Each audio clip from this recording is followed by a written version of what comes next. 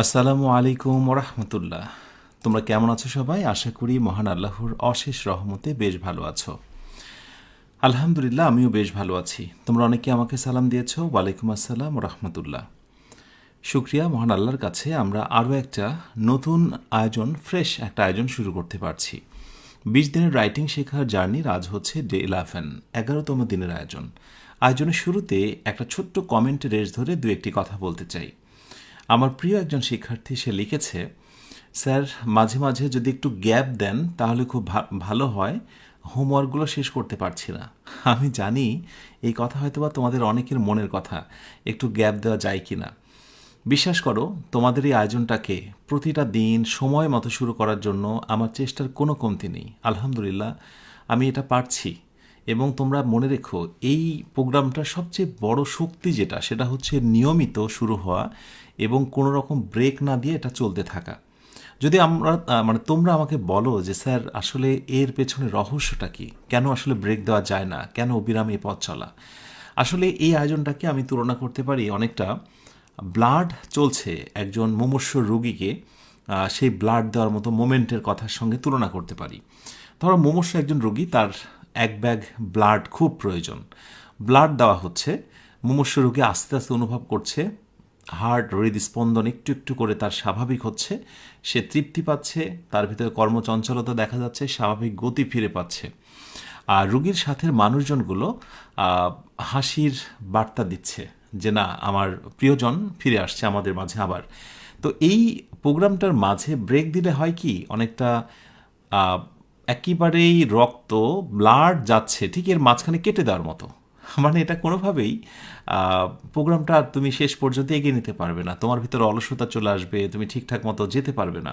সাথে এটাও বলে দিই, এখন তো সপ্তাহে 4টা করে ক্লাস নেওয়া হচ্ছে, এর আগেও বলেছি। পরবর্তী ব্যাচগুলোতে প্রতিদিন ক্লাস থাকবে, শুধু শুক্রবার ব্যতীত। তখন আরও বেশি শাসন, আরও বেশি কড়া নিয়মকানুনের মধ্য দিয়ে শেষ হবে। তো যার কারণে আসলে আমি বলবো যে এই আয়োজনটাকে তোমরা সাধুবাদ জানাও, এটাকে আনন্দের সাথে গ্রহণ করো। কারণ এমন আয়োজন, এমন শাসন, এমন শৃঙ্খল, এমন সময়ের প্রতি নিষ্ঠা রেখে আয়োজন বাংলাদেশে হয় কিনা আমার জানা নেই। তোমাদেরকে ভালোবাসি, তোমাদের সময়কে ভালোবাসি, আর তাই তো প্রতিটা দিন রাত 9টা বেজে 15 মিনিটে একেবারেই যথাসময়ে হাজির হবার চেষ্টা করি। আমি মূল্যায়ন করছি সময়কে, তোমাদের কোর্সটাকে ভ্যালু দিতে তোমরাও দয়া করে সেটি ভাবনায় রাখো। এই দুয়ে মিলে ইনশাল্লাহ পূর্ণতায় পৌঁছে যাব। কয়জন ক্লাস করছে বড় কথা নয়, তুমি করছো কিনা এটা বড় কথা। 100 জন একটি ক্লাসে থাকলে সবাই সেখান থেকে ডাক্তার, ইঞ্জিনিয়ার, বিসিএস ক্যাডার হয় না, হাতে গোনা কয়েকজন। দেখো তুমি তার ভেতরে টিকে থাকো কিনা। প্রতিটা দিন লাইভ শুরু করে প্রমিস করো আজকে শেষ পর্যন্ত লেগে থাকবো। প্রতিটা দিন এটি হোক তোমার বিজয় লাভের অন্যতম একটি সূচনা। তাহলে চলো শুরু করি আজকের আয়োজনটা। ক্লাসের বাইরে অন্য কোনো কথা বলা যাবে না। ডে 11, 11তম দিনের আয়োজন। আমরা গত 3টি ক্লাস ধরে, অর্থাৎ 9, 10 এবং আজকের 11, এই 3টা ক্লাসে আমরা শিখছি জয়নিং সেন্টেন্সেস। আজকেও দেখো শিরোনাম রয়েছে joining sentences easy to advance, but subtitle শিরোনামটা একটু পরিবর্তন, ছোট বাক্য বড় হলো, তারপর প্যারাগ্রাফে রূপ নিল। রাইট, আজকে আমরা মোটামুটি এই লেসনটা শেষ করে ফেলবো এবং সবশেষে দেখব যে যা শিখলাম তার প্রয়োগটা কী, কিভাবে আমরা ছোট একটা অনুচ্ছেদকে ট্রান্সলেশন করতে পারি। আর সেটার একেবারে রিয়েল টেস্ট, বাস্তব একটা এক্সাম্পল দেখব এবং এর মধ্যে দিয়ে তোমরা আত্মবিশ্বাস পাবে যে যা আমরা শিখছি তা মোটেই ফেলে দেওয়ার মতো নয়, তা সত্যিই অনেক কাজের। ঠিক আছে, সাথে থাকতে হবে শেষ পর্যন্ত। আজকে আমরা মাত্র 3টা কিনোট দেখব, 12, 13 এবং 14। তারপরে আমরা রিয়েল টেস্টে ফিরে যাব। ঠিক আছে, ওকে। সো প্রথম নাম্বার হচ্ছে জয়নিং কিনোট 12, অ্যাপোজিটিভ। অ্যাপোজিটিভ জিনিসটা কি আশা করি তোমরা অনেকেই জানো। একটা নাউনের পরিচয়, এটাকে অনেক সময় বলা হয় রিনেম, মানে হুবহু নাউনটাকে অন্য কোনো কিছু, অন্য কোনো নাউন বা নাউন ফ্রেজ দিয়ে পরিচয় করিয়ে দেওয়া। তো এই বিষয়টা নিয়ে কথা বলবো, তার আগে একটু স্মরণ করতে চাই গত দিনে দেওয়া হোমওয়ার্ক তোমরা কারা কারা কমপ্লিট করেছো, আর আজকের হোমওয়ার্কটাও একসাথে দেখে নিই। ওয়েল, এই হচ্ছে chapter 1, free hand writing word function বই থেকে। এই চ্যাপ্টারটা বের করো অ্যাজ ইউজুয়াল যেভাবে তোমাদের পড়া চলছিল একটু দাগিয়ে নাও। Free hand writing and word function বইটার চ্যাপ্টার 1 এটা। আমাদের আজকে শুরু হবে 141 থেকে 160 পর্যন্ত। তার আগে একটু কমেন্টে জানাও যে আলহামদুলিল্লাহ গত দিনে দেওয়া পড়াটা কমপ্লিট হয়েছে কার কার। ওয়েল, এখান থেকে শুরু হবে আমাদের আজকে 141 থেকে 160 পর্যন্ত এই 20টা বারবার পড়ব। আমরা ডিরেভেটিভসগুলো দেখে নেব, প্রথমে নাউন, তারপরে ভার্ব, অ্যাডজেক্টিভ এবং অ্যাডভার্ব, সেগুলোর উচ্চারণ দেখব, বাংলা অর্থ, সেই শব্দ দিয়ে যে ট্রান্সলেশন করা হয়েছে সেটি, এবং তারপরে তার হচ্ছে বঙ্গানুবাদ। এভাবে করে প্রতিটাই 141 নাম্বারটা আমি 20 বার পড়ব, 142 নাম্বারটা আমি 20 বার পড়ব। কয়বার করে? 20 বার। অথবা এমন হতে পারে যে 141 থেকে 160 পর্যন্ত একবার পড়া হলো, আবার 141 থেকে 160 পর্যন্ত আরেকবার পড়া হলো। এইভাবে করে পড়ব 20 বার। বারবার বলেছি, আমি এটা বলেই যাব, মুখস্থ কথাটিকে কখনোই মুখে নিয়ে আসবে না, ব্রেনের ভাবনাতেও যেন এটি না থাকে। আমাদের কাজ হচ্ছে বারবার পড়া, ঠিক আছে? এভাবে করে আমাদের ইনশাআল্লাহ পড়া চলতে থাকবে। একবার ভেবে দেখো তো, সেই তুমি যেদিন তুমি 01 থেকে শুরু করেছিলে, আজকে তুমি যদি সত্যি আমার কথা শুনে 160 পর্যন্ত পড়ার অভিপ্রায় করো বা পড়ে ফেলেছ গতদিন, মানে 120 পর্যন্ত, তাহলে ভাবো তো তোমার কত পরিবর্তন এবং কত আত্মবিশ্বাস তোমার মাঝে এসেছে। আমি চাই যে তুমি এভাবে করেই পড়াশোনাটা চালিয়ে যাও। এই হচ্ছে 160 নাম্বার ডেজিগনেশন, এই পর্যন্ত পড়ে ফেলবে। ওয়েল, যারা কমেন্টে সম্মতি জানিয়েছ, পড়েছি, পড়া চলছে, দ্যাটস রিয়েলি অসম, খুবই ভালো, দোয়া রাখি সবার জন্য। তো চলো আজকের পড়ায় ফিরে যাই। তো অ্যাপোজিটিভ নিয়ে কথা বলছিলাম, যে মূলত এটা হলো প্রথমে একটা নাউন থাকবে, সেই নাউনের একটা পরিচয়। তো ফার্স্টে আমরা একটা বাংলা দেখি, তারপরে অ্যাপোজিটিভের ব্যবহারটা আমরা দেখব। টাইপ 1 মানেই হলো সিমিলার সাবজেক্ট, নিশ্চয়ই মনে আছে তোমাদের, দুইটা বাক্যের সিমিলার সাবজেক্ট হবে আমাদের, এই জন্য এটাকে টাইপ 1 বলছি আমরা। আচ্ছা, রবীন্দ্রনাথ ঠাকুর কবিগুরু, নোবেলজয়ী কবি ছিলেন, এরকম অনেক কথা বলি।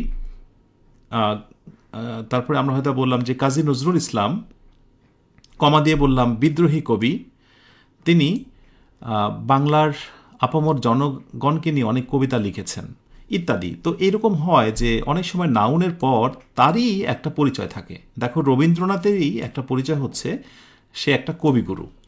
তো এইরকম যখন কোনো পরিচয় থাকে, সেগুলোকে আমরা আসলে কিভাবে লিখব, এটা নিয়ে আমরা কথা বলছি জয়নিং কিনোট 12-এ। অ্যাপোজিটিভ, তো দুইটা বাক্যকে, মানে এই লম্বা বাক্যটাকে আমরা দুইটা ভাগে ভেঙে নিই। প্রথমটা হলো রবীন্দ্রনাথ ঠাকুর নোবেল জয়ী কবি ছিলেন, ওকে, তিনি কবিগুরু নামে পরিচিত ছিলেন। ব্যাপারটা তো এই, তাই না? আচ্ছা, এখন আমরা এটাকে ট্রান্সলেশন করি একটু, চলো। আচ্ছা, রবীন্দ্রনাথ ঠাকুর নোবেল জয়ী কবি ছিলেন, সো ইংরেজি কি হবে? রবীন্দ্রনাথ, রবীন, DRANATH, রবীন্দ্রনাথ, ওকে, ঠাকুর। রবীন্দ্রনাথ ঠাকুর কি হলো?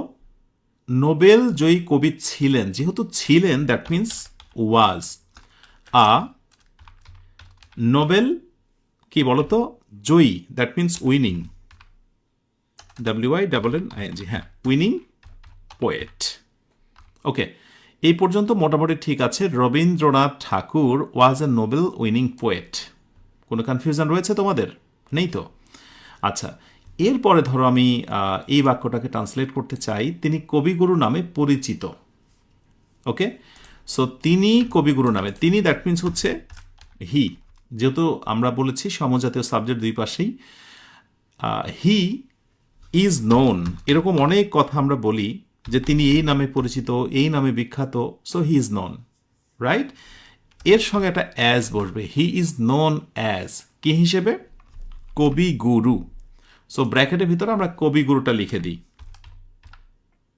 কবিগুরু, কবিগুরু হিসেবে, কবিগুরু, হ্যাঁ, কবিগুরু হিসেবে তিনি পরিচিত ছিলেন। এই তো মোটামুটি আমাদের ভাঙা ভাঙা ট্রান্সলেশন। এবার আমরা যদি সেটাকে একসাথে করতে চাই, তাহলে আমরা যুক্ত করি, দেখো যে রবীন্দ্রনাথ ঠাকুর, আমরা অবশ্যই প্রথম বাক্যটাকে রাখবো, কারণ আমরা তো বাক্যটাকে লম্বা করছি, বড় করছি। এবার এইটাকে মূলত আমরা ট্রান্সলেট করছি। এবার আমরা ভেঙে ভেঙে নিলাম আমাদের সুবিধার্থে। আর আমি এর আগেও তোমাদের বলেছি যে এখন এভাবে ভেঙে ভেঙে রাফ করতে পারো, কিন্তু একসময় মনের খাতায় রাফ হবে এবং তারপরে তুমি অনায়াসে এগুলো ট্রান্সলেট করতে পারবে। আচ্ছা, রবীন্দ্রনাথ ঠাকুর, এরপরে বলবো who is known. Who is known, এই যে এইটুকু, এই যে হু ইজ নোন কি হিসেবে? অ্যাজ কবিগুরু। হুটা দিচ্ছি, এটা নিয়ম যে প্রথমে যখন নাউন থাকে সেই নাউনটাকেই যখন আমি মডিফায়ার হিসেবে পরে পরিচয় দিই তখন আমাকে এরকম রিলেটিভ একটা প্রোনাউন দিয়ে নিতে হয়। রবীন্দ্রনাথ ঠাকুর, এটাকে আবার বলা হয় ইংরেজি গ্রামারের ভাষায় অ্যান্টিসিডেন্ট। একটু মনে রেখো, রিলেটিভ প্রোনাউনের পূর্বে যেটা থাকে সেটার নাম হচ্ছে অ্যান্টিসিডেন্ট, বা বাংলায় বলা হয় পূর্বপদ। এই পূর্বপদের পরে ভার্বের সঙ্গে একটা সম্পর্ক রয়েছে। রবীন্দ্রনাথ ঠাকুর হু ইজ নোন অ্যাজ কবিগুরু, তারপরে বাকি অংশটুকু বসিয়ে দাও, ওয়াজ আ নোবেল উইনিং পোয়েট। হয়ে গেল। এই যে অংশটুকু আমি নিলাম, এই যে অংশটুকু আমি নিলাম, এখানে একটু আন্ডারলাইনও করতে পারি, বোল্ডও করতে পারি। এটা দিয়েও তুমি একটা বাক্য লিখতে পারো, কোনো সমস্যা নেই। এবং এই বাক্যটা ঠিক এইখানে তুমি একটা কমা এবং সবশেষে তুমি একটা কমা দিতে পারো। ছোট্ট করে শুধু শুনে রাখো, পরবর্তীতে যখন গ্রামার শিখবে সেখানে এটা জানবে। এই কমা কোনো কোনো সময় দেওয়া হয় এবং দেওয়া হয় না।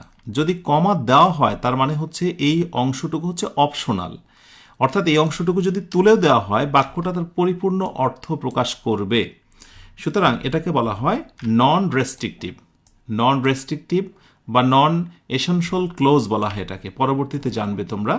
আর অনেক সময় আবার দেখবে কমা থাকে না। এই কমা না থাকার মানে হলো এইটুকু অবশ্যই দিতে হবে, না হলে পূর্বের অ্যান্টিসিডেন্টের অর্থ আসবে না বা পুরো সেন্টেন্সের অর্থ বিকৃত হয়ে যাবে। সুতরাং এখানে আমরা কমা দেব, কারণ এটুকু হচ্ছে তার বাড়তি একটা পরিচয়। রবীন্দ্রনাথ ঠাকুর বলার পর যদি আমি কবিগুরু নাও বলি তবুও কিন্তু বাক্যটা পরিপূর্ণ অর্থ দেবে, Rabindranath Thakur was a Nobel winning poet. That's all. Clear? Okay, তাহলে একটা বাক্য আমরা এভাবে লিখতে পারি। এখন এই বাক্যটাকে আমরা আরেকভাবে একটু লেখার চেষ্টা করি, সেটা হচ্ছে রবীন্দ্রনাথ ঠাকুর আমরা লিখলাম। এখন হু ইজ নোন অ্যাজ কবিগুরু, এত কিছু না লিখে যদি আমরা শুধু কবিগুরু লিখি, জাস্ট কবিগুরু, তাহলে কি খুব সমস্যা হতো? ওয়াজ আ নোবেল উইনিং পোয়েট। দেখো তো, এই কবিগুরুর এই পাশে দেবো একটা কমা, এই পাশে দেবো একটা কমা। আমি আন্ডারলাইন করছি, তোমাদের করতে হবে না। তাহলে প্রথমে যে নাউন দিলাম তারপরেই দেখো তারই হচ্ছে একটা রিনেম বা তারই একটি হচ্ছে ভিন্ন পরিচয়। This is call appositive. যেমন একটা ক্রিকেটারের নাম বলো, তোমার একটা প্রিয় ক্রিকেটার হতে পারে সাকিব আল হাসান, মাশরাফি বিন মুর্তজা, অথবা যে কোনো হোয়াটএভার, যে কোনো দেশের হতে পারে যে কোনো প্লেয়ার। তো তুমি বলতে পারো সাকিব আল হাসান আ ক্রিকেটার, হতে পারে। একটা নাম বলা হলো যে তুমি হচ্ছে ডক্টর মোহাম্মদ ইউনুস, এখানে নাম দিয়ে দিলে অ্যান্ড হচ্ছে কি বলতে পারো তুমি বলতে পারো ফাউন্ডার অফ গ্রামীণ bank, right? So doctor Mohammad Yunus, founder of গ্রামীণ ব্যাংক। তো এই যে আমরা ব্যক্তির পরেই তার একটা পরিচয় দিই, এটাই হচ্ছে অ্যাপোজিটিভ। প্রতিটা মানুষের, প্রতিটা প্রাণীর, প্রতিটা জিনিসেরই একটা অ্যাপোজিটিভ আছে, এটা মনে রাখবে। ভিন্ন একটা পরিচয় আছে, যেমন তোমারও একটা পরিচয় আছে। যেমন ধরো তোমার নাম বললে রাতুল, অনিক বা কিছু একটা, তো এখানে লিখলে যা student of 11, 12, student of university, right? So প্রতিটা মানুষেরই কিন্তু একটা পরিচয় আছে এবং সেই পরিচয়টা দিতে হয় নাউনের পরে, আর এটা নামই হচ্ছে অ্যাপোজিটিভ। ওয়েল, আমরা এভাবে ছোট্ট করেও দিতে পারি। শুধু পার্থক্য কি দেখো, পার্থক্য হচ্ছে ওপরে বাক্যটাকে আমরা বলছি কমপ্লেক্স, ওকে, আর নিচের বাক্যটাকে বলছি আমরা সিম্পল। তাহলে অ্যাপোজিটিভ যুক্ত করে সিম্পল একটা সেন্টেন্স গঠিত হয় যেটা খুব সুন্দর শোনায়, এবং আমি সাজেস্ট করব যে পারতপক্ষে এই ধরনের বাক্যটা তোমরা ব্যবহার করবে, বাট মাঝে মাঝে চাইলে তুমি এটাও ব্যবহার করতে পারো। ডান। আমরা অ্যাপোজিটিভের সিমিলার সাবজেক্টটা দেখলাম। So this is called similar subject. Similar subject. এবার দেখব ডিসিমিলার সাবজেক্ট এবং আর কিছু নিয়ম। ওয়েল, টাইপ 2 দেখো, বিশ্ববিদ্যালয় জাতীয় গবেষণা কেন্দ্র স্থাপন করেছে, মানে বাক্যটাকে এইভাবে পড়তে হবে। আর এই গবেষণা কেন্দ্রকে নাম দেওয়া হয়েছে একটি নতুন কেন্দ্র। এই যে কমা দেওয়া হয়েছে এইটুকু হচ্ছে মূলত গবেষণা কেন্দ্রের একটা অন্য নাম। তো মূল কথা হচ্ছে এইটুকু আমার, যে বিশ্ববিদ্যালয় জাতীয় গবেষণা কেন্দ্র স্থাপন করেছে। বিশ্ববিদ্যালয় জাতীয় গবেষণা কেন্দ্র স্থাপন করেছে। এই জাতীয় গবেষণা কেন্দ্রেরই একটা অ্যাপোজিটিভ বা একটা শিরোনাম বা অন্য একটা রিনেম হচ্ছে একটি নতুন কেন্দ্র। এই বাক্যটাকে ট্রান্সলেট করার ক্ষেত্রে দুইটা ভাগে ভেঙে নিতে পারি আমরা। প্রথমত, বিশ্ববিদ্যালয় একটি নতুন কেন্দ্র স্থাপন করেছে, আমরা কি বলতে পারি? আমার সাথে সাথে ট্রাই করো, প্রতিটা মুহূর্তে ট্রাই করবে, আমি বলি বা না বলি। So university, the university has, প্রতিষ্ঠা করেছে, ছয়কারে ছে থাকলে ওটা কিন্তু সাধারণত আমরা কি বলি বলতো? প্রেজেন্ট পারফেক্ট টেন্স বলি। So the university has established. So university has established, প্রতিষ্ঠা করেছে, কি প্রতিষ্ঠা করেছে? একটা নতুন কেন্দ্র, আ new centre, CENTRE, centre. Okay, the university has established a new center. ওকে, ডান। কেন্দ্রটির নাম জাতীয় গবেষণা কেন্দ্র। সো আমরা এটাকে একটু ট্রান্সলেট করি। কেন্দ্রটির নাম ইংরেজি কি হবে বলো? অনেকবার শিখিয়েছি, অপের ব্যবহার রয়েছে এখানে। কেন্দ্রটির নাম, so the name of the কেন্দ্র, right? The name of the centre, TRE, হ্যাঁ। Okay, so the name, the name of the centre, অর্থাৎ কেন্দ্রটির নাম, নামটা কি? কেন্দ্রটির নাম হচ্ছে ইজ জাতীয় গবেষণা কেন্দ্র। সো বলতে পারি ন্যাশনাল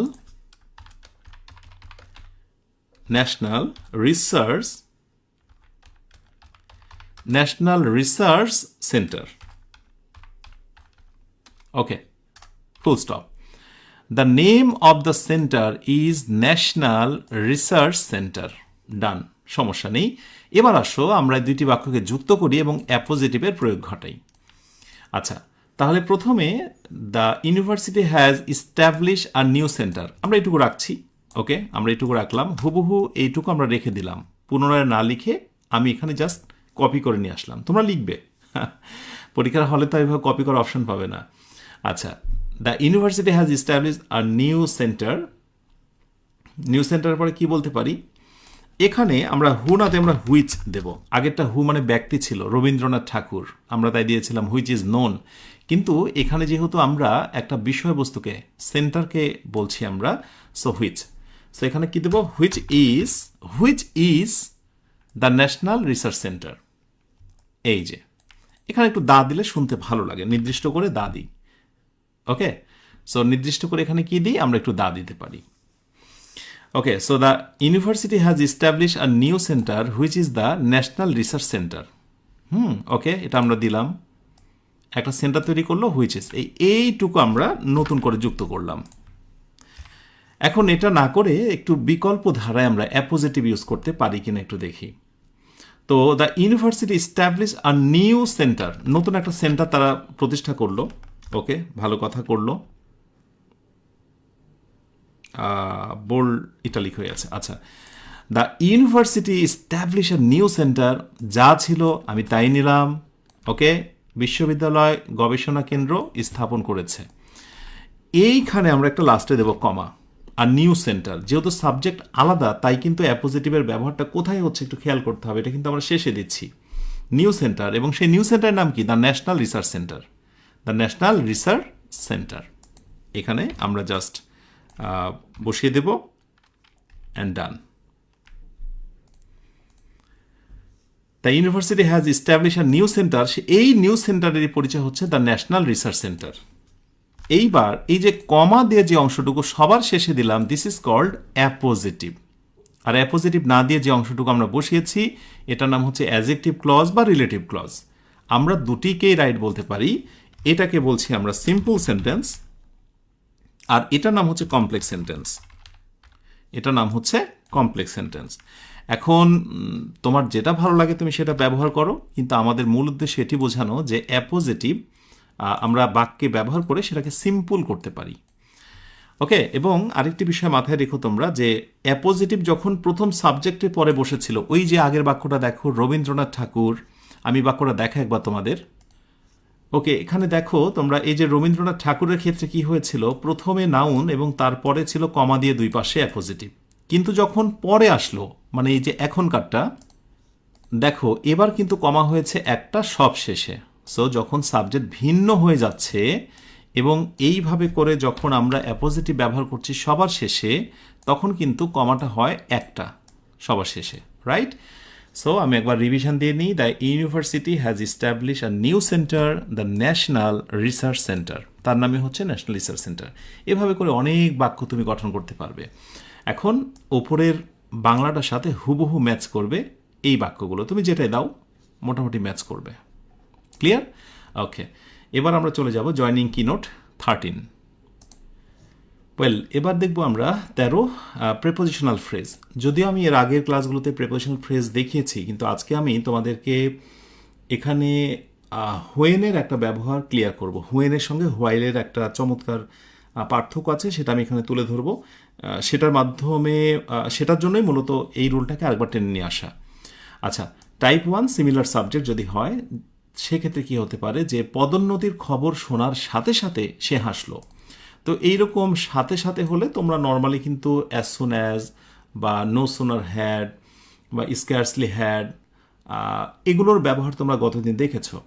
কিন্তু এইগুলোতে তোমরা চাইলে হোয়েন দিয়েও বাক্যটা কমপ্লিট করতে পারো, সেটা আমি দেখাবো তোমাদের। তো ফার্স্ট এই বাক্যটাকে, এই লম্বা বাক্যটাকে ছোট করে নিই।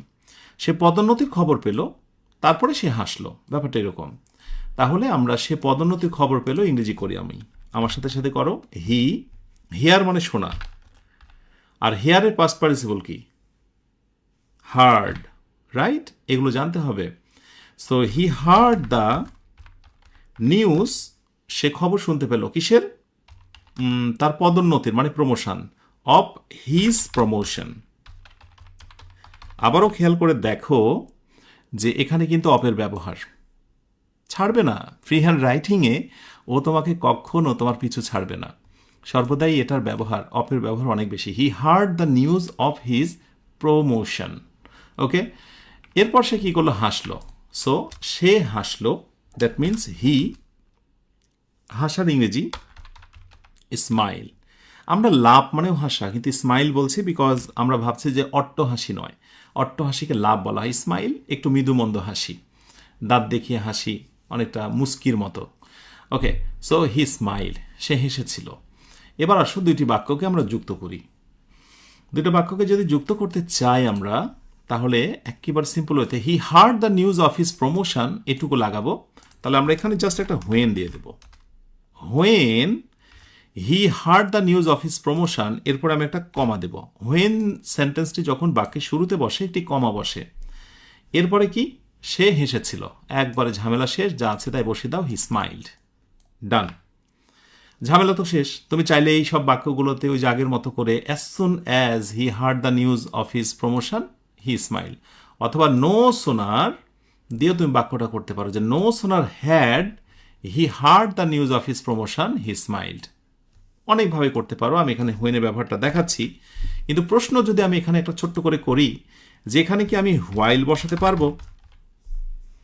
আমি যদি প্রশ্ন করি যে হোয়েন মানেও যখন, হোয়াইল মানেও যখন, যেমন গত ক্লাসে আমাকে দু একজন প্রশ্ন করেছিল যে স্যার হোয়েন এবং হোয়াইল দিয়ে একটু পার্থক্যটা বোঝান। তো গত ক্লাসটা একটু লম্বা ছিল, আমি ভাবলাম যে নেক্সট ক্লাসে যদি একটু এটা ক্লিয়ার করা যায়, সেই জন্য আজকের ক্লাসটা রেখেছি, হোয়েন এবং হোয়াইল নিয়ে কথা বলবো। তো এখন আমি যদি বলি যে হোয়েন হবে নাকি হোয়াইল হবে, তুমি কিন্তু কনফিউজড, বিকজ হোয়েন মানেও যখন, হোয়াইল মানেও যখন। আমি এই মুহূর্তে এটা কাটছি না, কোনটা সঠিক কোনটা ভুল একটু ট্রাই করো তোমরা। আচ্ছা, এই বাক্যটাকে আমরা আরেকভাবে লিখতে পারি, সেটা একটু লিখি আমরা। আরেকটি বিষয় বলি, হোয়েন এবং হোয়াইলের ব্যাপারটি যখন আমি ক্লিয়ার করব, তখন এই স্লাইডে আমি আবার তোমাকে নিয়ে আসব, ঠিক আছে? আমি সঠিক আনসারটা তোমার কাছ থেকে বের করব। ওয়েল, তাহলে আমরা ছোট করে আর কিছু লিখতে পারি কিনা, একটু কৌশল খাটিয়ে প্রেপোজিশনাল ফ্রেজ ব্যবহার করে কিছু লিখতে পারি কিনা। আমরা যদি লিখি অন দিয়ে দাও, হেয়ার প্রেপোজিশনের পরে ভার্বের সঙ্গে ING, so on hearing on hearing কি, অফ হিজ এইটুকু দাও, অন হিয়ারিং অফ হিজ কি দিতে পারো, প্রমোশনাল নিউজ। প্রমোশনাল দিলে অন্য কিছু হয়ে যাবে, প্রমোশন নিউজই দিতে হবে তোমাকে, নাউনই রাখতে হবে।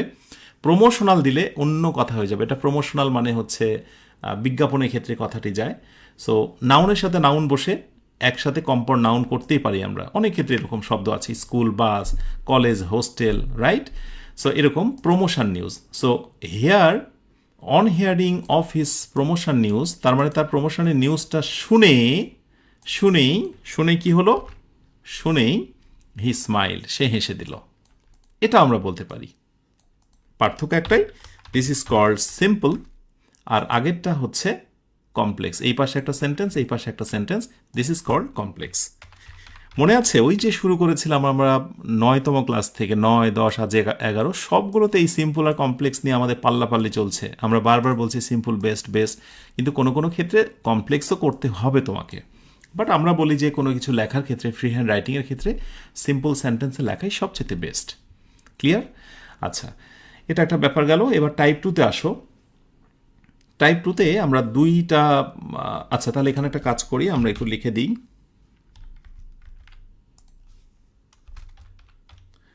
এখানে আমরা হচ্ছে 1 নম্বরে হচ্ছে সিমিলার সাবজেক্ট, সিমিলার সাবজেক্ট, দুই পাশের সাবজেক্টটা যদি সিমিলার হয় সেটা আমরা দেখলাম।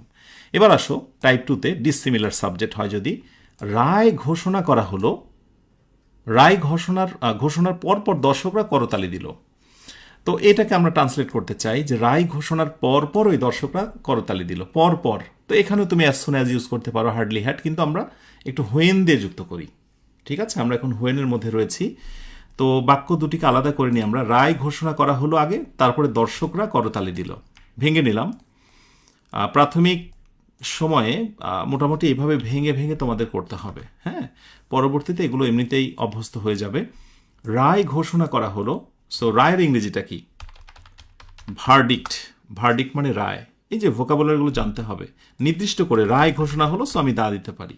আরেকটি বিষয় বলি, দা এমন একটা আর্টিকেল, ও প্রায় সকল ধরনের নাউনের পূর্বে বসে যায়।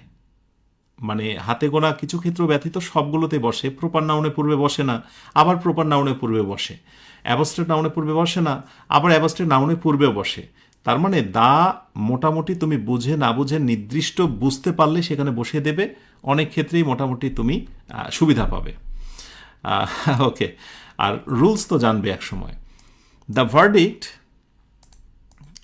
ভার্ডিক্ট দ্যাট মিনস রায় কি হলো? ঘোষণা হলো। ঘোষণা কি করেছে? জজ করেছে, ম্যাজিস্ট্রেট করেছে ইত্যাদি। সো ভার্ডিক্ট ওয়াজ কি হয়েছে? ঘোষণা, অ্যানাউন্সড। প্যাসিভ ভয়েসে করলাম, দ্য ভার্ডিক্ট ওয়াজ অ্যানাউন্সড। এগুলো কি বোঝো তোমরা? আচ্ছা আমাকে কমেন্টে একটু জানাও তো তোমরা কারা কারা মোটামুটি সারা জীবনে একটা জিনিসই জানো যে ওয়াজ ওয়ার থাকলে ভার্বের সঙ্গে আইএনজি, কিন্তু আজকে যখন ওয়াজ ওয়ারের পরে ইডি দেখেছো চমকে গেছো। এমন কজন আছো? আর কতজন জানো যে স্যার মোটামুটি বুঝি যে বি ভার্ব থাকলেও ভার্বে পাস্ট পার্টিসিপল হয় এবং তার নাম প্যাসিভ ভয়েস, এটা মোটামুটি জানি। যারা জানো একটু আমাকে কমেন্টে জানাও। The verdict was announced. Okay, so রায়টা কি হলো? ঘোষণা হলো। দর্শকরা করতালি দিল। সো দর্শকরা করতালি দিল, তাহলে দ্য অডিয়েন্স, দ্য অডিয়েন্সটা কি করলো? করতালি দিল। তালি দেওয়ার ইংরেজি কি? অ্যাপ্লাউ। অ্যাপ্লাউডের সাথে ইডি করব, যেহেতু আমরা এটা পাস্ট টেন্স করবো, অ্যাপ্লাউডেড। APPLAUDED, হ্যাঁ অ্যাপ্লাউডেড। হ্যাঁ, অ্যাপ্লাউড মানে হচ্ছে তালি দেওয়া, আর পাস্ট টেন্স অ্যাপ্লাউডেড। যেহেতু আগেরটাও পাস্ট, ম্যাচ করতে হবে দুই পাশে দুইটা সেন্টেন্স। দ্য অডিয়েন্স অ্যাপ্লাউডেড, অর্থাৎ অডিয়েন্সটা কি করলো? তালি দিল। ব্যাস, এবার আমরা কি করছি? আমরা দুইটা বাক্যকে একসাথে যুক্ত করতে চাই। তাহলে যুক্ত করি আমরা। দ্য ভার্ডিক্ট ওয়াজ অ্যানাউন্সড, একেবারে সিম্পল ওয়েতে প্রথম বাক্যটা নেব এবং এর আগে আমরা একটা হোয়েন বসিয়ে দেব। অর্থাৎ যখন বিচারক রায় ঘোষণা করলেন, প্রথম বাক্যের পরে কমা, ঠিক আগের মতোই একই নিয়ম, আগের বাক্যের পরে কমা, আর পরে দ্য অডিয়েন্স অ্যাপ্লাউডেড। ওকে, এখন প্রশ্ন রয়ে যায় যে আমরা কি কোনোভাবে হোয়েনের পরিবর্তে এখানে হোয়াইল ব্যবহার করতে পারি? কারণ হোয়েন মানেও যখন, হোয়াইল মানেও যখন। আবারও আরেকটি প্রশ্ন রেখে দিলাম, কোনো সমাধান দেব না, এই স্লাইডে আমরা আবার ফিরে আসব, ঠিক আছে? তখন দেখব আমরা দুইটা ক্লু, কেনই বা এটা হবে ওটা হবে না, এই রিজনটাও আমি ব্যাখ্যা করব ইনশাআল্লাহ। সো এইভাবে আমরা মোটামুটি বড় করে লিখতে পারি, আর যদি চাই ছোট করেও লিখতে পারি আমরা, হ্যাঁ। কিন্তু সেজন্য আরেকটা বাক্য লিখতে হবে, আমাকে একটু জায়গা বের করতে হবে। ওকে, সো আমি এই সেন্টেন্সটার নিচে আমি একটু একটা বাক্য লিখি। যেমন আমি এখানে অন বলতে পারি, অন বলতে পারি, আপন বলতে পারি।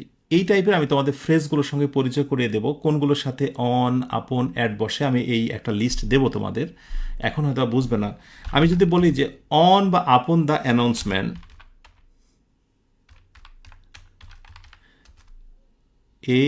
ANNOUNCE, অ্যানাউন্সমেন্ট, ঠিক আছে বানানটা। অ্যানাউন্সমেন্ট অফ দ্য কি ভার্ডিক্ট, খেয়াল করবে যে অর্থটা ঠিক আছে কিনা। হ্যাঁ, আমি একটুকু আনবোল্ড করি। অন বা আপন the announcement of the verdict, অর্থাৎ রায় ঘোষণার পরপর, এই একই রকম অর্থ, রায় ঘোষণার পরই কি হলো, দ্য অডিয়েন্স অ্যাপ্লাউডেড। অডিয়েন্সটা কি করলো, তালি বাজানো শুরু করলো। তা বিশেষ পন্থায় আমি প্রেপোজিশন দিয়েও কিন্তু একটা ফ্রেজ গঠন করতে পারি, যেটা আমি এর আগে তোমাদেরকে দেখালাম। এভাবে করে আমরা ছোট ছোট প্রেপোজিশন ফ্রেজ দিয়েও কিন্তু বাক্য গঠন করতে পারি, সেগুলো খুবই সুন্দর। তাহলে নিচেরটাকে আমরা বলছি সিম্পল সেন্টেন্স, সিম্পল, আর উপরটাকে বলছি আমরা complex. Both are correct, choice is yours, যেটা ভালো লাগে সেটা বসাবে। তবে এই ধরনের সেন্টেন্স লিখতে পারলে সেদিন তোমার লেখার পূর্ণতা আসবে। On upon the announcement of the verdict, okay, the audience applauded, simple, খুবই। আর এই জন্যই আমি বারবার বলি যে সিম্পল সেন্টেন্স খুবই গর্জিয়াস সেন্টেন্স। ওকে, এবার আমরা যাব নেক্সট, জয়নিং কিনোট 14, 14 নম্বর। ও আচ্ছা, আমি 14 নম্বরে কেন যাব, আমি তো তার আগে একটা জিনিস তোমাদেরকে দেখাই। কারণ হোয়েন এবং হোয়াইল, এই স্লাইডটা আমরা আবার ফিরে আসবো। হোয়েন এবং হোয়াইলের মধ্যে যে পার্থক্য আছে, চলো এক নজরে একটু দেখে নিই। এটা খুবই গুরুত্বপূর্ণ বিষয়। মানে প্রাথমিক লেভেলে বা প্রথম অবস্থায় তো এটা খুবই দ্বন্দ্ব তৈরি হতো, ইভেন আমার ভেতরে হতো। নিশ্চয়ই তোমরা আমার মতো শিক্ষার্থী, একসময় আমি যেমন তোমাদের মতো ছিলাম। সো তোমাদের মনের কথাটাই আমি এখন তুলে ধরছি, হোয়েন এবং হোয়াইলের ব্যবহার। Yes, when and while. আপাতত মনে রাখো যে হোয়েন মানেও যখন, আবার হোয়াইল মানেও হচ্ছে যখন। আচ্ছা, বেসিক যে কন্ট্রাস্ট মানে যে পার্থক্য, সেটা আমরা একটু দেখে নিই। একটা হচ্ছে হঠাৎ কোনো একটা ঘটনা, আরেকটি হচ্ছে চলমান অবস্থা। এই হঠাৎ যেটা ঘটনা সেটা হচ্ছে হোয়েন, আর চলমান ঘটনা সেটা হচ্ছে হোয়েন। আপাতত এইটুকু বেসিক কন্ট্রাস্ট জেনে রাখো। এবার আমি হোয়েন এবং হোয়াইল দিয়ে দুইটা বাক্য দিয়েছি, একটু খেয়াল করো তুমি, এবং বাক্যটার ধরন প্রায় কাছাকাছি। যেমন হোয়েন এক মুহূর্তে ঘটে যাওয়া ঘটনা, বাক্যটা দেখো, আমি রিপোর্ট টাইপ করছিলাম, কোন একটা রিপোর্ট টাইপ করছিলাম, তখন হঠাৎ বিদ্যুৎ চলে গেল। আমি টাইপ করছিলাম, হঠাৎ বিদ্যুৎ চলে গেল। টাইপ করার অবস্থায় বিদ্যুৎটা চলে গেল। দুই রকমের কাজ, কিন্তু একসাথে দুইটা ঘটলো না। কারণ যখন বিদ্যুৎ চলে গেল, স্টপ, তার মানে তোমার রিপোর্টটা কিন্তু বন্ধ হয়ে গেছে। ওকে, আচ্ছা, এটাই বোঝাচ্ছে যে দুই সময়ের ঘটনা। So I was typing the report when, আমি এখানে হোয়েন দিলাম, দ্য পাওয়ার ওয়েন্ট আউট, যখন বিদ্যুৎটা কি হলো, চলে গেল।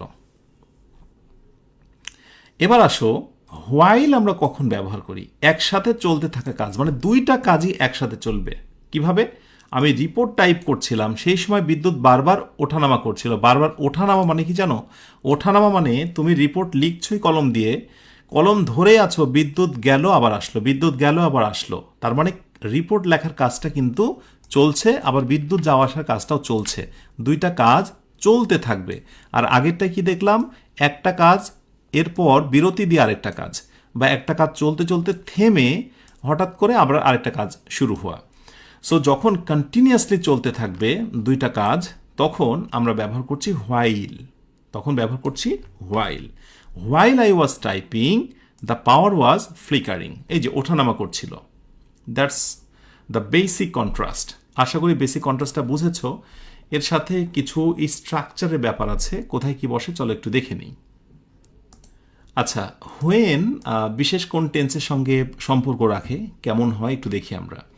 সাধারণত পাস্ট কন্টিনিউয়াস টেন্স মাঝখানে থাকে হোয়েন, পরবর্তীতে পাস্ট সিম্পল মানে পাস্ট ইনডিফিনিট। যেমন আমি পড়াশোনা করছিলাম, তখন হঠাৎ লাইট চলে গেল। হ্যাঁ, এই যে হঠাৎ। I was studying, past continuous, খেয়াল করে দেখো। When the light went out, যখন বিদ্যুৎ বা লাইট বন্ধ হয়ে গেল। সো মাঝখানে আমাদের বসলো হোয়েন, এবং আমরা দেখতে পাচ্ছি দুই পাশে একেবারে সুন্দর করে টেন্সটা মিলিয়ে দেওয়া হয়েছে। ক্লিয়ার? এখন কোনো কোনো ক্ষেত্রে অভ্যাসগত কিছু কাজ অথবা স্বাভাবিক সত্য কথা থাকে, সেইটাতে আমরা হোয়েন যুক্ত করি এবং সেইটা হলো প্রেজেন্ট সিম্পল টেন্স হয়। তার মানে সত্য কথা বা সাধারণ কথা যেটা, সেটা হয় প্রেজেন্ট সিম্পল।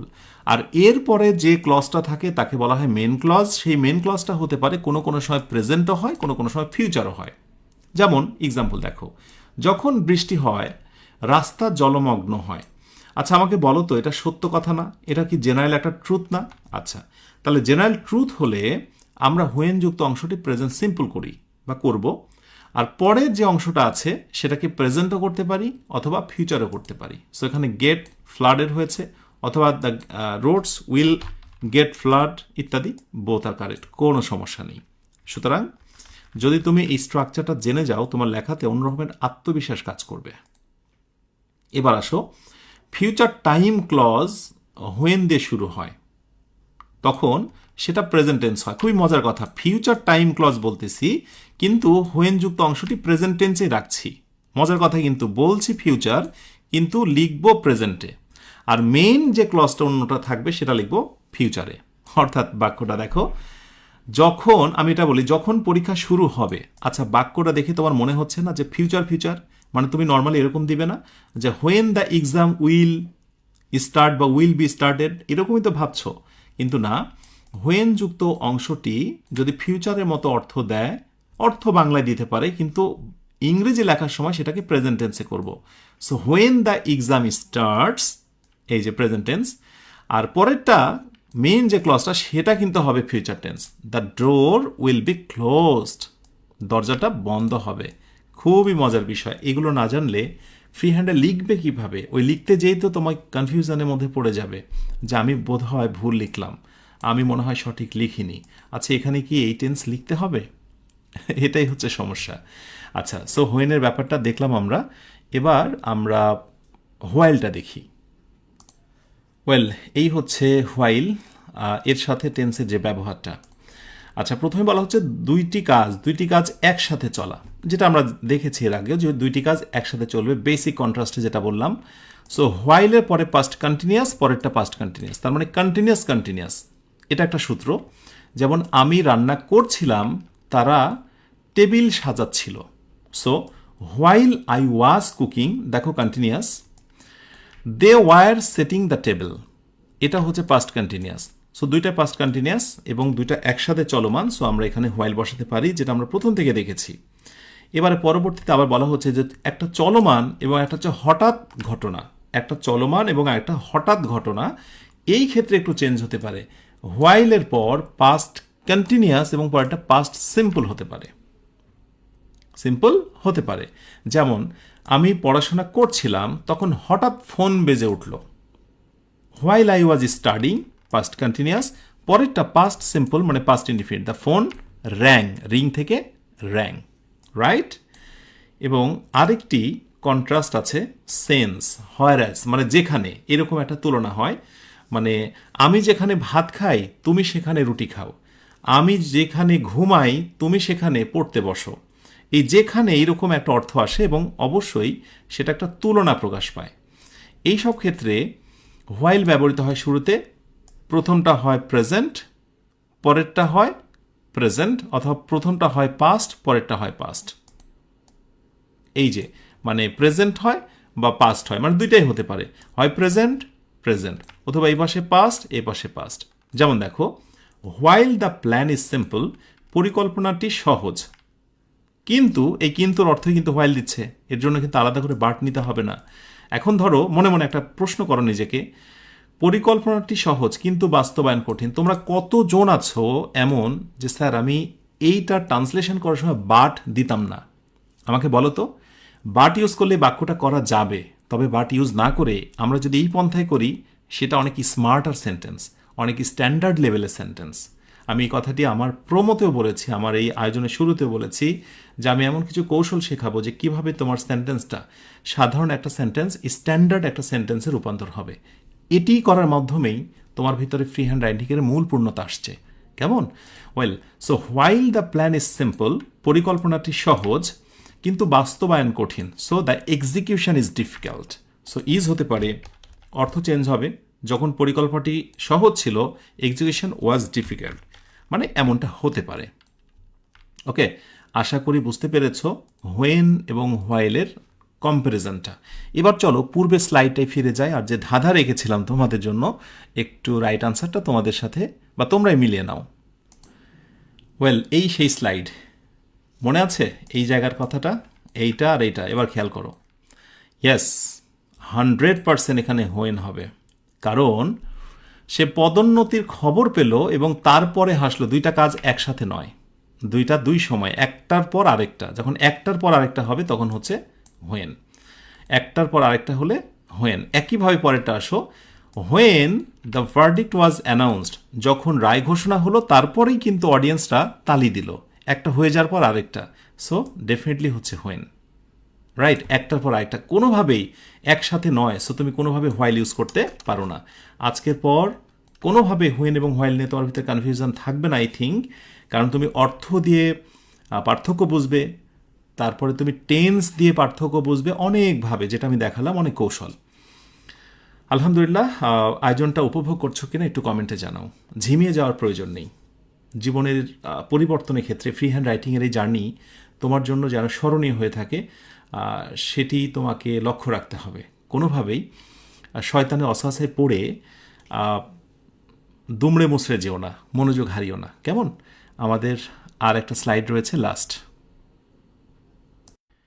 জয়নিং কিনোট 14 নম্বর।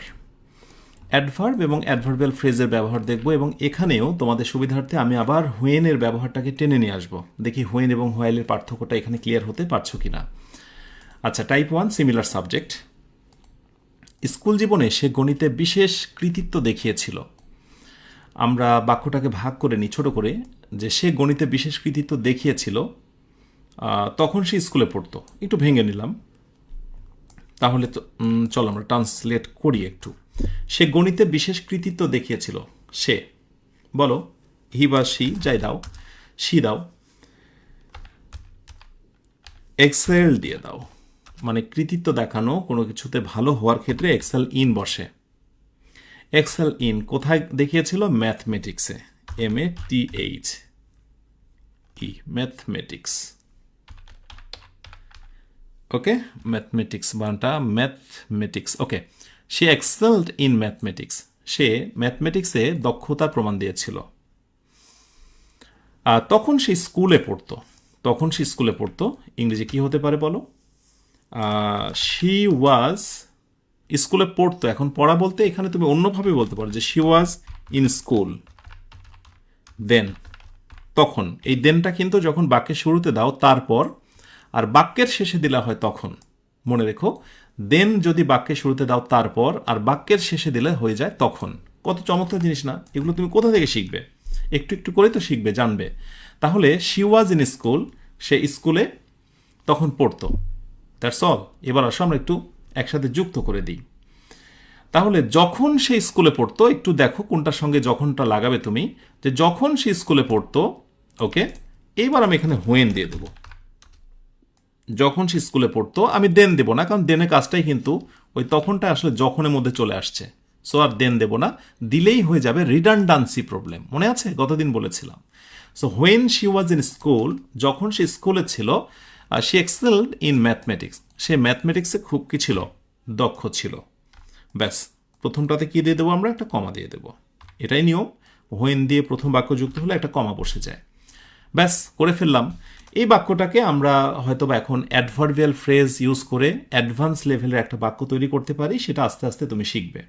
যেমন আমি হয়তোবা এরকম করে বানিয়ে বলছি যে ইন হার স্কুল লাইফ, তার স্কুল জীবনে অথবা স্কুল ইয়ার্স, হ্যাঁ স্কুলের সময়গুলোতে কি করেছিল সে এক্সেলড ইন ম্যাথমেটিক্স, সে ম্যাথমেটিক্সে দক্ষ হয়েছিল।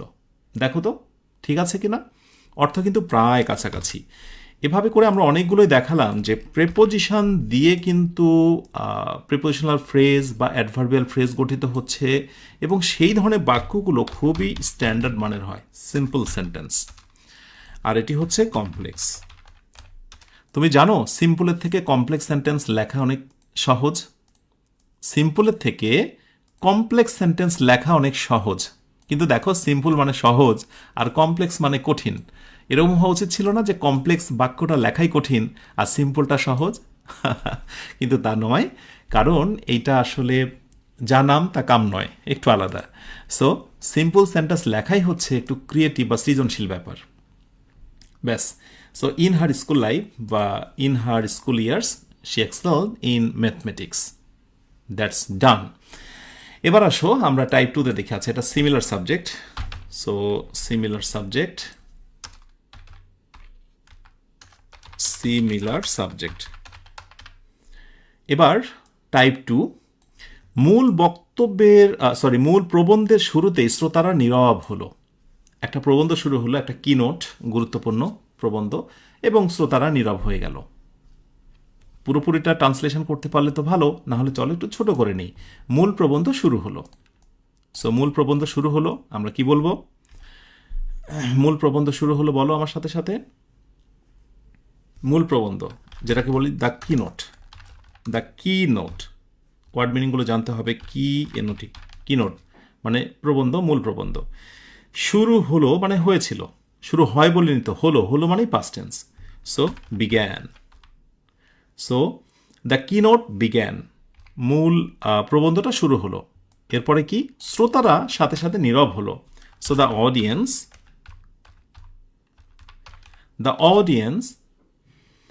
কি হলো? Remained silent. সাইলেন্ট হবে কেন বলতে পারবে কেউ? আমি সাইলেন্স না করে কেন সাইলেন্ট করলাম বলতে পারবে? বলো দেখি কমেন্টে, লিখো দ্রুত। দ্য অডিয়েন্স রিমেইনড সাইলেন্ট, শ্রোতারা নীরব রয়ে গেল। সাইলেন্ট হলো অ্যাজেক্টিভ, কারণ রিমেনটা হলো লিঙ্কিং ভার্ব, লিঙ্কিং ভার্বের পরে বসে অ্যাজেক্টিভ। রুলসগুলো একটু দেখো। ফ্রি হ্যান্ড রাইটিং যে বইটা তোমরা পড়ছো সেখানে দেখবে স্ট্রাকচারে চমৎকার করে এই ধরনের বাক্যগুলো ভেঙে ভেঙে দেওয়া হয়েছে, কোনটা লিঙ্কিং ভার্ব কোনটা কি। সো বইটা যারা পড়ছো আশা করি এনজয় করছো। The audience remain silent. এবার আসো বাক্য দুটিকে আমরা একসাথে যুক্ত করি। তাহলে আমরা হোয়েন দিয়ে যুক্ত করতে পারি। হোয়েন দ্য কিনোট বিগ্যান, অর্থাৎ যখন মূল প্রবন্ধটি শুরু হয়েছিল, দ্য অডিয়েন্স রিমেন্ড সাইলেন্ট, অডিয়েন্সটা কি হলো? একবারে সাইলেন্ট হয়ে গেল, এখানে সাইলেন্ট হয়ে গেল। আচ্ছা, এটা তো মোটামুটি তোমরা পেরেছ আশা করছি। কিন্তু আমি যদি তোমাদেরকে বলি যে তোমরা কি এখানে এমন কেউ আছো যে এটাকে প্রিপোজিশনাল ফ্রেজ বা কোনো অ্যাডভার্বিয়াল ফ্রেজ লাগিয়ে সিম্পল সেন্টেন্স করবে এবং পারবে এক সময়? আমি একটু হেল্প করি। যেমন ধরো বললাম ব্ল্যাক করতে হবে, এটা রেড হয়েছে আমাদের। ওকে, সো অ্যাট দ্য, কোন সময়? অ্যাট দ্য বিগিনিং, তাই না? At the beginning, at the beginning of the কি নোট, তাই না? হ্যাঁ, কি নোট, অর্থাৎ কি নোটের একেবারে শুরুতেই, অর্থাৎ মূল প্রবন্ধের একেবারে শুরুতেই কি হলো? বাকি যা আছে তাই। দ্য অডিয়েন্স রিমেন সাইলেন্ট, অডিয়েন্সরা নীরব হয়ে গেল। কত সুন্দর লাগছে। ওয়েল, সো প্রথমটায় যেহেতু দুই পাশে দুইটা সেন্টেন্স, ওকে, সাবজেক্ট ভার্ব, তাই প্রথমটাকে বলছি আমরা কমপ্লেক্স আর দ্বিতীয়টাকে বলছি আমরা সিম্পল। সো এখানেও বলবো সিম্পলটাই বেস্ট, আমি সিম্পলটাকেই এগিয়ে রাখবো। আলহামদুলিল্লাহ, আমরা অনেকটাই শিখলাম। এখন এত শিখে লাভ কি যদি তার প্রয়োগ করতে না পারি? চলো আমরা প্রয়োগে ধন্য হই। আমরা এবার প্রয়োগ করব। এগুলো ঠিকঠাক কাজে দিচ্ছে কিনা। কি তোমরা কি এটার প্রয়োগ দেখতে চাও নাকি ক্লান্ত হয়েছো? একটু কমেন্টে জানাও, একটু কমেন্টে জানাও তোমরা কি এর প্রয়োগ দেখবে নাকি তোমরা বলছো যে দরকার নেই। চলো একটু দেখাই, চলো দেখাই। হ্যাঁ, ওকে, শিরোনাম দেখো কি লিখেছি আমি। শিখে কি লাভ বলো যদি না থাকে তার প্রয়োগ। যা শিখলাম 3টি ক্লাসে, আজ দেখব তার প্রয়োগ। 3টি ক্লাস মানে হচ্ছে লেকচার 9, 10 এবং আজকের ক্লাস। এই ক্লাসে আমরা যে রুলসগুলো দেখলাম সেগুলো দেখি দু একটা ব্যবহার করা যায় কিনা ট্রান্সলেশনের মধ্যে। বাংলা মনের কথা আমরা লিখতে পারবো এবং বলতে পারবো, এখানে তো পূর্ণতা, রাইট? মনে মনে ধরো এরকম একটি বাংলা আমি ভাবছি এবং তার আমি ইংরেজি লিখব, this is called free hand writing. এবং প্রতিযোগিতামূলক পরীক্ষাতে এরকম তোমার অনুচ্ছেদ আসে, এরকমই একটা প্যাসেজ আসে, সেটিকে তোমার ট্রান্সলেশন করতে বলা হয়। সেটা প্রতিযোগিতামূলক যে কোনো পরীক্ষা, সেটা হতে পারে একাডেমিকের কোনো একটি ক্লাস পরীক্ষা, সেটা হতে পারে জব প্রস্তুতির পরীক্ষা, অ্যাডমিশনের পরীক্ষা, প্রফেশনাল রাইটিং, সব ক্ষেত্রে মূলত ট্রান্সলেশনের এটাই প্রথম এবং প্রধান ধাপ। একটা অনুচ্ছেদ দিয়ে টেস্ট করা হয়। কোনো কোনো সময় অনুচ্ছেদটা অনেক বড় হয়, বড় হয়ে গেলে সেটা হয়তো বা প্যারাগ্রাফ হচ্ছে, তার থেকে বড় হলে এসে কম্পোজিশন হচ্ছে, আর ছোট হলে ছোট অনুচ্ছেদ। তো আমরা ছোট্ট একটা অনুচ্ছেদ দিয়েছি রিয়েল টেস্ট শিরোনামে। মাধ্যমিক শিক্ষা বোর্ড, দেশের পরীক্ষা কর্তৃপক্ষ। তার মানে মাধ্যমিক শিক্ষা বোর্ডেরই ভিন্ন একটা পরিচয়, রাইট? আজ নতুন রেজিস্ট্রেশন পোর্টাল চালু করলো, মানে শিক্ষার্থীদের জন্য একটা ওয়েবসাইট পোর্টাল চালু করলো। পোর্টাল খোলা মাত্র বহু শিক্ষার্থী লগ ইন করলো। অবশ্যই লগ ইন করতে হয়, সাইন আপ লগ ইন করতে হয়। নির্দেশনা পড়ে তারা ছবি আপলোড করলো, নিজের ছবি দিতে বলল, প্রোফাইলটা ক্রিয়েট করতে বলল। শুধু শহরের স্কুল নয়, গ্রামের স্কুলও এই ব্যবস্থার সঙ্গে যুক্ত হলো। কিছু ফাইল এত বড় ছিল যে একবার আপলোড করা গেল না, এটা একটা সমস্যা ছিল। তাই বলছে সবার সুবিধার জন্য অতিরিক্ত হেল্পলাইন খোলা হলো, মানে যারা সমস্যা ফেস করছে ফোন দিচ্ছে। যখন সার্ভার ব্যস্ত হয়ে পড়লো, ওয়েবসাইট ব্যস্ত হয়ে পড়লো, ওয়েবসাইটে ঢোকা যাচ্ছিল না, তখন সময়সীমা বাড়ানো হলো। বলা হলো যে আগামীকাল পর্যন্ত রেজিস্ট্রেশন করা যাবে, মানে ব্যাপারটা এরকম। আচ্ছা, এটাকে তোমরা কতজন ট্রান্সলেশন করতে পারবে? যারা পরবর্তীতে আমার এই ক্লাসটা কোনো সময় ট্রাই করবে, আমি বলবো পজ দিয়ে থামিয়ে নিজের মতো করে আগে ট্রাই করবে প্রতিটা বাক্য, তারপরে আমার সঙ্গে মিলিয়ে নেবে, ঠিক আছে? আর যারা এখন আমার সাথে আছো তারা আর বিলম্ব না করে চলো আমরা একেবারেই সলভে প্রবেশ করি। কেমন? আমরা কাজ করি, প্রতিটা বাক্যকে একটু আলাদা করে নিই, তাতে আমাদের সুবিধা হবে ট্রান্সলেশনটা করতে। হ্যাঁ, আমরা একটু আলাদা করে নিলাম, পরে একসাথে আবার জোড়া লাগাবো, সমস্যা নেই। এবং আমরা প্রতিটা বাক্যের মাঝে একটা করে ইজ ইকুয়াল টু দিয়ে রাখি, হ্যাঁ, যাতে করে আমরা কি করতে পারি, একটু ছোট করি যাতে একটা পেজে আমরা রাখতে পারি। হ্যাঁ, একটা পেজে আমরা রাখতে পারি। আর যেটা আমরা ইংরেজি করছি সেটাকে আমরা একটু বোল্ড করতে পারি, একটু বোল্ড করতে পারি এবং অন্য একটা কালার দিই যাতে করে নজরে পড়ে। খুব মনোযোগ দিয়ে আশা করব যে তোমরা দেখতে থাকবে। আচ্ছা, মাধ্যমিক শিক্ষা বোর্ড, সো কি বলতে পারি? দ্য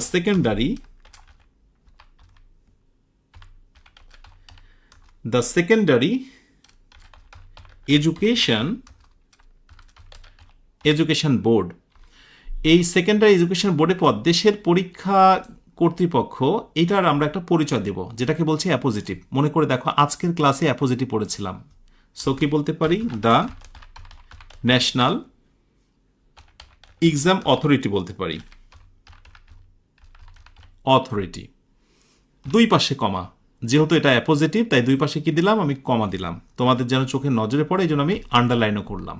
হ্যাঁ, আমি চোখে আঙ্গুল দিয়ে বুঝিয়ে দিচ্ছি যে যা পড়ি বা যা পড়েছি সেটা অকাজের নয়, এগুলোই কাজে দেবে।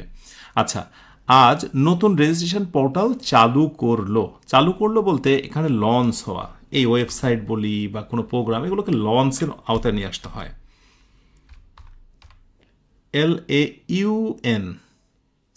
LAUNCHED, হ্যাঁ, লঞ্চড। কি চালু করলো? আর নতুন রেজিস্ট্রেশন পোর্টাল। সো আর new registration রেজিস, GIS, registration portal, PORTAL, portal. ব্যাস, এবার ভেঙে ভেঙে দেখো, দ্য সেকেন্ডারি এডুকেশন বোর্ড একটা চালু করেছে। সেই সেকেন্ডারি এডুকেশন বোর্ডেরই একটি পরিচয় হচ্ছে, সেটা কি বলতো, দেশের পরীক্ষা কর্তৃপক্ষ। সো আমি এইটুকে বোল্ড করলাম আর এইটুকে বোল্ড করলাম, হ্যাঁ, বা এইটুকে আমরা চাইলে ওই কালারটাই দিয়ে দিতে পারি যাতে নজরে পড়ে। ওয়েল, এবার আসো, পোর্টাল খোলা মাত্রই, এই যে খোলা মাত্রই, কিছু হওয়া না মাত্রই, সেক্ষেত্রে আমরা কি ইউজ করি? আমরা হার্ডলি হ্যাড বা নো সোনার হ্যাড, এরকম না? মনে আছে তোমাদের? নো সোনার হ্যাড, এটা লিখে বসে থাকি আমরা। So the no sooner had একটু মনে হয় ছোট হয়ে গেল। দ্য নো সোনার হ্যাড, আচ্ছা, নো সোনার হ্যাড পোর্টাল খোলা মাত্রই, so subject the no sooner had the portal, PORTAL, portal. No sooner had the portal opened, খোলা মাত্র, OPEN, ওপেন্ড, ট্রাই করো, ওপেন। এই যে মনে আছে দ্য পোর্টাল, আমরা বলেছিলাম যে ইনভার্সনটা এখানে বসে যায়। No sooner had the portal opened, খোলা মাত্রই, খোলা মাত্র কি হয়ে গেল? পোর্টাল খোলা মাত্রই শিক্ষার্থীরা লগ ইন শুরু করলো। আচ্ছা, তো হোয়েন দিতে হবে আমাদেরকে, হোয়েন বহু শিক্ষার্থী। সো বহু শিক্ষার্থী মানে কি? সো ম্যানি আমরা দিয়ে ফেলি, ম্যানি অনেক শিক্ষার্থী, সো ম্যানি স্টুডেন্টস কি করলো? লগ ইন শুরু করলো, লগড ইন, লগের পাস্ট পার্টিসিপল হচ্ছে লগড ইন, ঠিক আছে? No sooner had the portal open when many student logged in. এই হোয়েন এবং নো সোনার হ্যাডের আমরা এখানে একটা ব্যবহার পেলাম, হ্যাঁ। খোলা মাত্রই, মানে মাত্রই কথাটি যখনই আসে তখনই কিন্তু এই ধরনের ব্যবহার আমরা পেয়ে যাই। সো এখানে আমরা একটু কালারিংটা দিয়ে রাখি। নির্দেশনা পড়ে তারা ছবি আপলোড করলো, দুইটা বাক্য একসাথে আছে, আমরা এখানে একসাথে জোড়া লাগাতে পারি, সমস্যা নেই। নির্দেশনা পড়েছে তারপরে ছবি আপলোড করেছে, তার মানে পড়ার কাজটা আগে, যে কাজটা কমপ্লিটেড সেখানে আমরা হ্যাভিং ইউজ করতে পারি। মনে আছে তোমাদের? Perfect participle, having read the instruction,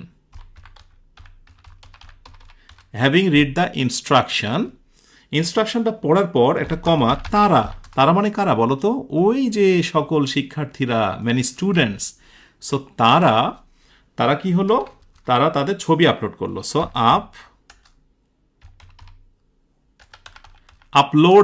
uploaded করেছিল কি? তাদের ছবি, দেয়ার ফটোস।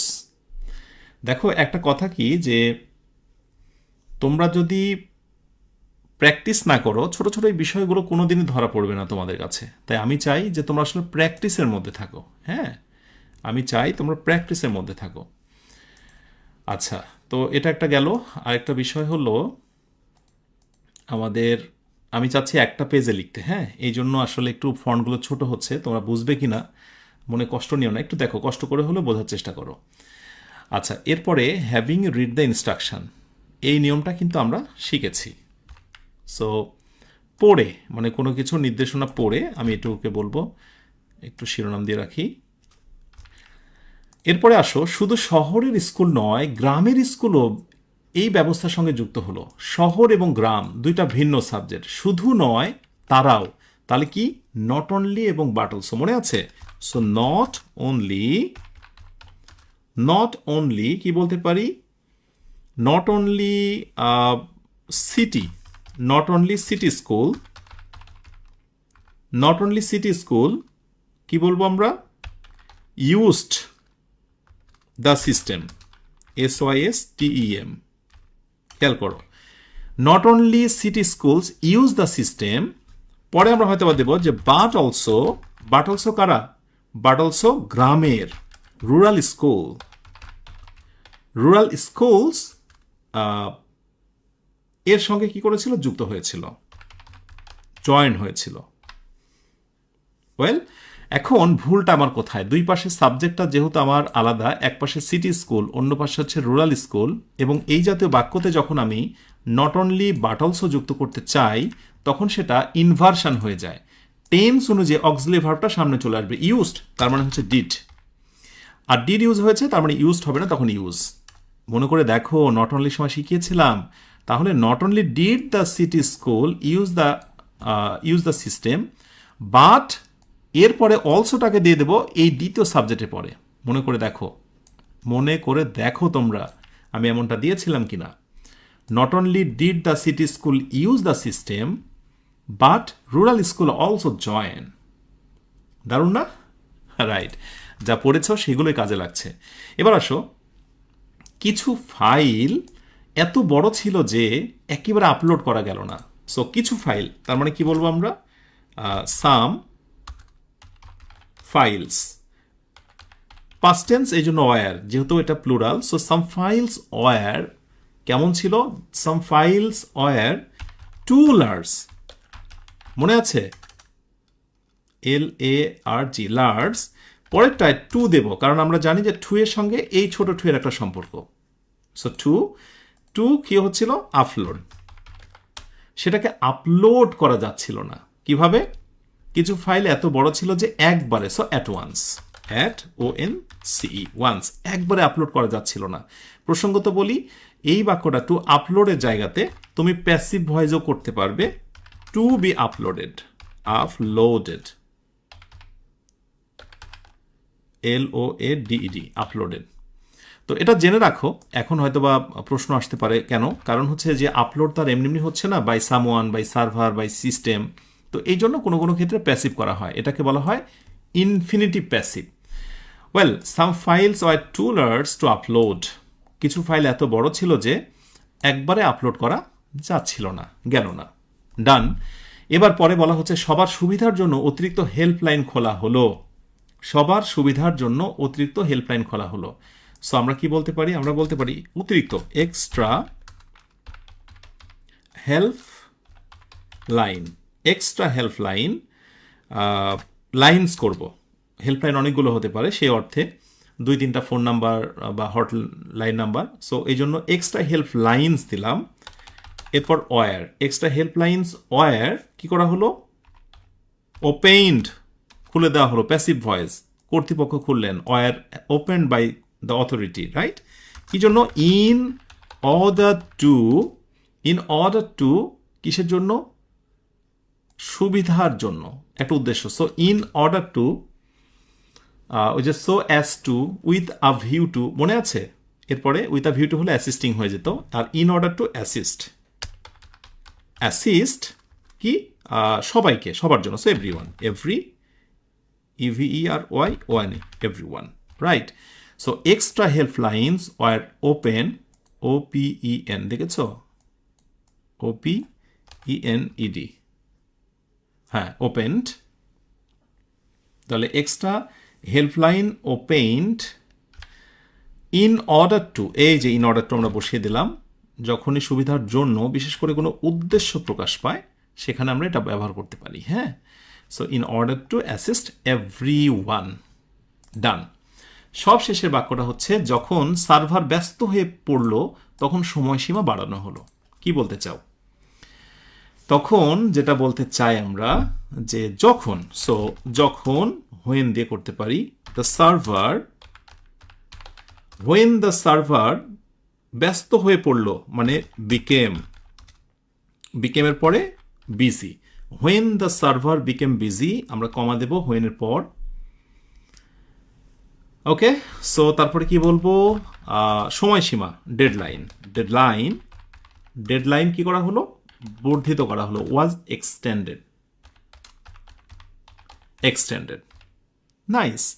সো এটাকে তুমি at the time of servers becoming busyness, এরকম at the time of servers problem, বা at the time of becoming busy, এই টাইপের শব্দ ইউজ করতে পারো প্রিপোজিশনাল ফ্রেজ দিয়েও, সেটা সিম্পল সেন্টেন্স হবে। তো এই হলো আমাদের মোটামুটি আলহামদুলিল্লাহ আমাদের ট্রান্সলেশন। এখন তোমরা আমাকে বলো, এটা যদি এভাবে ভেঙে ভেঙে করতে যেতে আর আমার দেওয়া রুলসগুলো না পড়তে কত জায়গা তোমার খটকা লাগতো। তুমি জানতে না যে এই খটকার জায়গাটা কি, এটা কি আসলে অ্যাপোজিটিভ, জানতে না। নোসোনা হ্যাডের পরে যে হুইন হতে এটা নিয়ে কনফিউশন হতো। একটা কাজের পর যে আরেকটা কাজ শুরু হলে হ্যাভিং দিতে হয়, জানতে না। তারপরে ইনভার্সন করতে পারতে না, হয়তো বা ডিড নাও দিতে, এখানে রুলটা হয়তো বা জানতে না। তারপরে এটা প্যাসিভ হবে সেটা হয়তো বা জানতে না। ইন অর্ডার টু ছাড়াও যে with a view two, so as two হতে পারে ইত্যাদি জানতে না। হোয়েন ছাড়াও যে অ্যাট দ্য টাইম অফ ইত্যাদি ইত্যাদি ব্যবহার করা যায় জানতে না। এই কনফিউশনটা তোমার ভিতরে থেকে যেত, বাট সেটা এখন ক্লিয়ার হয়েছে। যত প্র্যাকটিস তত বেশি পূর্ণতা। এখন আমরা কি করব, এই সবগুলো বাক্যকে এখান থেকে তুলে নিব। আমরা তুলে নিয়ে প্রথমে যে আমরা অনুচ্ছেদটা দেখেছিলাম তার নিচে বসিয়ে দেব। তাহলেই আমাদের কি হবে, পূর্ণতা পাবে এবং দেখতেও বেশ ভালো লাগবে। ওকে, চলো আমরা আগেরটাই ফিরে যাই। ওকে, ব্যাস আমি এখানে নিয়ে আসলাম এতটুকু। এই তো প্রথমে এটাই ছিল রিয়েল টেস্ট। এবার এই যে এলোমেলো করেছিলাম এগুলোকে আমি জাস্ট কি করব, প্রতিটা ফুল স্টপের পরে সুন্দর করে বসিয়ে দেব। তাহলে তো হয়ে গেল। এটা বসালাম, তারপরে এই বাক্যটা, এই বাক্যটা, অ্যান্ড শেষ, ডান। ওকে, সো তোমরা যদি অনুভব করো এবং এই জিনিসটা যে আসলে যা শিখেছি সেটা কাজের, আর এরপরে প্র্যাকটিস করো, তাহলে আলহামদুলিল্লাহ সব কিছু হয়ে যায়। ক্লাসটি শেষ হলো। নেক্সট ক্লাস ইনশাআল্লাহ অবশ্যই নতুন কিছু নিয়ে আবার আসবো ফিরে ইনশাআল্লাহ। তো এই মুহূর্তে তোমরা সবাই ফ্রি হ্যান্ড বইটা একটু হাতে নাও এবং নিয়ে তোমরা হচ্ছে চ্যাপ্টার 3-তে চলে আসো। চ্যাপ্টার 3-তে চলে এসে ঠিক জয়নিং সেন্টেন্স যে চ্যাপ্টারটা আছে, জয়নিং সেন্টেন্স, জয়নিং সেন্টেন্সের যে রুলসগুলো আছে টানা তুমি এটা হচ্ছে দেখতে থাকো, টানা তুমি এটা দেখতে থাকো। আমি একটু তোমাদেরকে দেখাই। ওয়েল, এই হচ্ছে জয়নিং সেন্টেন্স চ্যাপ্টার 3। চ্যাপ্টার 3 তো মোটামুটি তোমরা দেখবেই।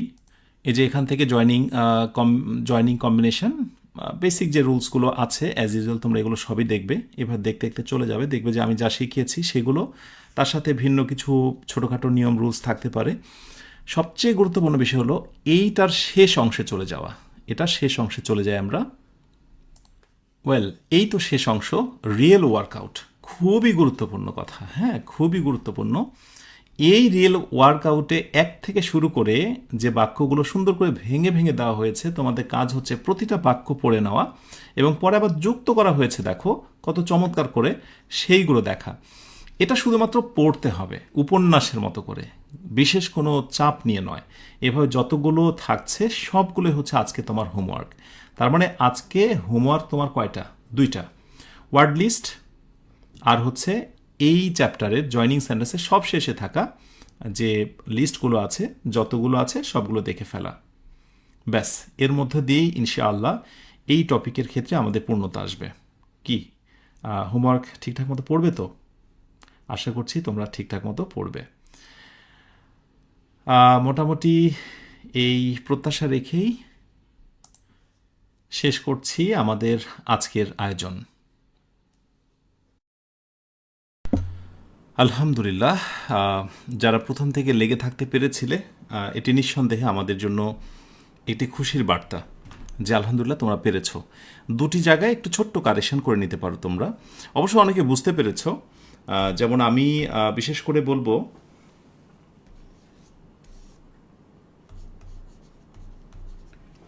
এই জায়গাটা হোয়েনের জায়গাতে তোমরা একটু দেন করে নেবে। এছাড়া তেমন কোনো ভুল নেই। তোমরা চাইলে আরেকটা জায়গাতে ছোট কারেকশন করতে পারো, ইনস্ট্রাকশনস একটা এস দিয়ে দিতে পারো প্লুরাল অর্থে, আর তেমন কোনো ভুল নেই। এছাড়া একজনের প্রশ্ন করেছো যে স্যার এই যে নট অনলি ডিড কীভাবে হলো এটা বুঝতে পারিনি। তুমি একটু ক্লাসে মনোযোগ দাও, আশা করি এগুলো সবই বুঝতে পারবে। আর একজন একটি কমেন্ট যে স্যার আপনি প্রশ্নগুলোর আনসার দিচ্ছেন না, আসলে সবগুলো আনসারই আমার বলা হয়ে গেছে, তুমি একটু খেয়াল করলে এমনিতেই পেরে যাবে। তোমরা কি বুঝতে পারছো যে এভাবে ফ্রি হ্যান্ড রাইটিংয়ে দক্ষ হওয়া যায়? তুমি আমাকে বলতে পারো এর থেকে নিবিড় পরিচর্যায় তোমাকে এ জীবনে ফ্রি হ্যান্ড রাইটিং কে শিখিয়েছিল? আর তোমার কি এটা মনে হয় পরবর্তী জীবনে আবার এমন কেউ আসবে যে তোমাকে ফ্রি হ্যান্ড রাইটিংয়ের এর থেকে গর্জিয়াস কোনো এপিসোড নিয়ে হাজির হবে? হবে না। মনে প্রাণে বিশ্বাস করো, এক একটা এপিসোড তোমাদের মতো করে, তোমাদের শিক্ষোপযোগী করে আমাকে ধারণ করতে অনেকটা সময় লেগেছে। এই এত তথ্যবহুল জিনিসগুলো আমি তোমাদেরকে উজাড় করে দিচ্ছি, দয়া করে নাও তোমরা। আমার কয়েক যুগের পরিশ্রম, কয়েক যুগের অভিজ্ঞতা তোমাদের সব ঢেলে দিচ্ছি। তোমরা তোমাদের পট, তোমাদের বাটিটাকে পূর্ণ করে নাও। কেমন লাগলো ক্লাসটা একটু জানাতে থাকো। আর আলহামদুলিল্লাহ আমরা সব শেষে লিখতে চাই, কি লিখতে চাই? যে 11 ইজ ইকুয়াল টু ডান। আলহামদুলিল্লাহ, যে ইজ ইকুয়াল টু ডান, যে 11 ডান, এটা লিখতে পারার ভেতরে অন্য রকমের ভালো লাগা। তোমাদের প্রত্যেকের জন্য আমার মন থেকে দোয়া রইল, বিশেষ করে যারা এই জার্নিতে যুক্ত হয়েছে। এটা সত্যি একটা জার্নির মাঝে কোনো ব্রেক দেওয়া যাবে না। ব্রেক দিলেই আমাদেরকে ছেড়ে আমাদের পরিবহন, আমাদের নৌকা বলি, আমাদের বাস বলি, আমাদের ছেড়ে অনেক দূর চলে যাবে। সো আমরা মাঝে কোনো ব্রেক দিতে চাই না ইনশাআল্লাহ। আমরা কন্টিনিউয়াসলি শেষ করতে চাই। তোমরা শুধু আমার সাথে লেগে থাকো, একেবারে চুম্বকের মতো থাকবে। তো তোমাদের কমেন্টের দিকে নজর রেখে শেষ করছে আজকের আয়োজন ইনশাআল্লাহ। যথাসময়ে আমি আবারও রুটিন অনুযায়ী হাজির হয়ে যাব। তোমরা সবাই অনেক ভালো থেকো, যে ভালো শেষ নেই। সুখে থেকো, যে সুখের সীমানা নেই। এই অনন্ত শান্তির চিরন্তন প্রত্যাশায় সবাইকে শুভরাত্রি। আসসালামু আলাইকুম ওয়া রাহমাতুল্লাহ।